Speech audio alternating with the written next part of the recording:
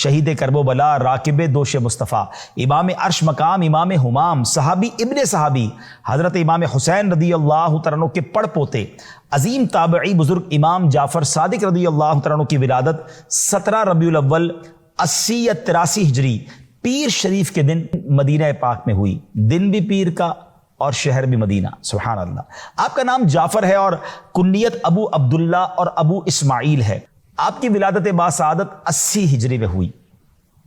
حضرت سیدنا امام جعفر صادق رضی اللہ تعالیٰ عنہ کی والدہ محترمہ کا اسم گرامی حضرت سیدتنا ام فروہ بنت قاسم بن محمد بن ابی بکر صدیق رضی اللہ تعالیٰ عنہ ہے، جبکہ آپ رضی اللہ تعالیٰ عنہ کے والد گرامی کا اسم مبارک حضرت سیدنا امام باقر بن علی زین العابدین اور بن حسین بن علی المرتضی شیر خدا کرم اللہ تعالیٰ وجہ الکریم ہے۔ یعنی آپ کا کمال دیکھیں کیسی ہستی ہیں کہ آپ والدہ کی طرف سے حضرت ابو بکر صدیق رضی اللہ تعالیٰ سے جا ملتے ہیں اور والد صاحب کی طرف سے مولا علی شیر خدا کرم اللہ تعالیٰ وجہ الکریم سے جا ملتے ہیں، سبحان اللہ۔ یعنی آپ والدہ کی طرف سے صدیقی اور والد کی طرف سے علوی فاطمی ہیں، سبحان اللہ سبحان اللہ۔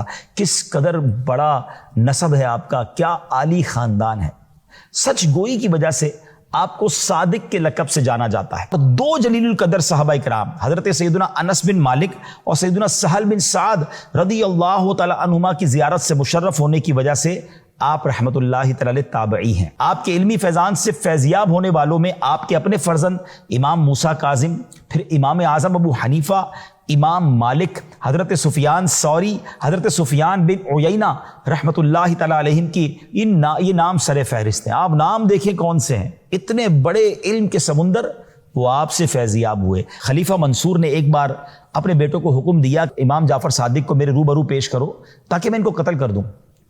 وزیر نے منع کیا کہ دنیا کو خیر آباد کہہ کر جو شخص عزلت نشین ہو گیا اس کو قتل کرنے کا کیا فائدہ ہے، وہ تو ویسے دنیا چھوڑ چکے ہیں، وہ عبادت میں مصروف رہتے ہیں۔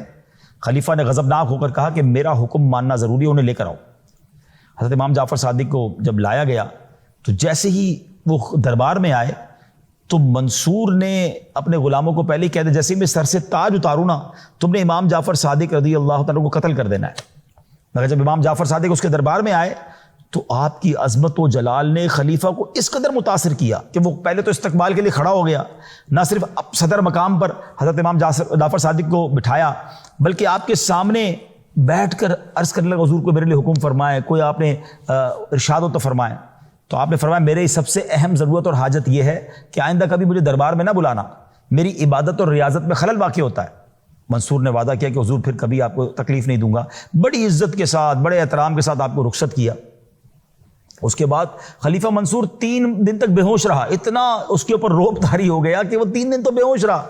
خلیفہ کی حالت دیکھ کر وزیر اور غلام حیران، جب وہ ہوش میں آیا تو پوچھا کہ آپ نے تو کہا تھا کہ قتل کرنا ہے اور جب وہ آئے تو آپ تو ان کے آگے بچھے جا رہے تھے، اتنی عزت دی ان کو آپ نے۔ تو وہ کہہ رہے ہیں بات یہ کہ جب امام جعفر آئے تھے نا، تشریف لائے تھے، تو ان کے ساتھ ایک بہت بڑا اژدہا مجھے نظر آ رہا تھا، اتنا بڑا اس کا منہ تھا کہ وہ مجھے میرے پورے چبوترے میرے پورے اسٹیج کو بھی کھا جاتا، اور اس نے مجھے کہا کہ اگر تم نے ذرا سی بھی گستاخی کی تو چبوترے سمیت تمہیں نگل جاؤں گا۔ مجھ پر ایسی دہشت طاری ہو گئی اور میں نے آپ سے معافی مانگی۔ اللہ اکبر۔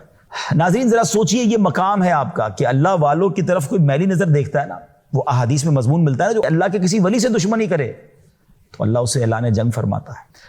امام جعفر صادق رحمۃ اللہ تعالی کو 68 برس کی عمر میں 15 رجب المرجب 148 ہجری کو کسی بد نصیب نے زہر دیا جو ان کی شہادت کا سبب بنا۔ حضرت امام جعفر صادق رحمۃ اللہ تعالی کا مزار پر انوار جنت البقیع میں اپنے والد محترم سیدنا امام باقر رحمۃ اللہ تعالی کے پہلو میں ہے۔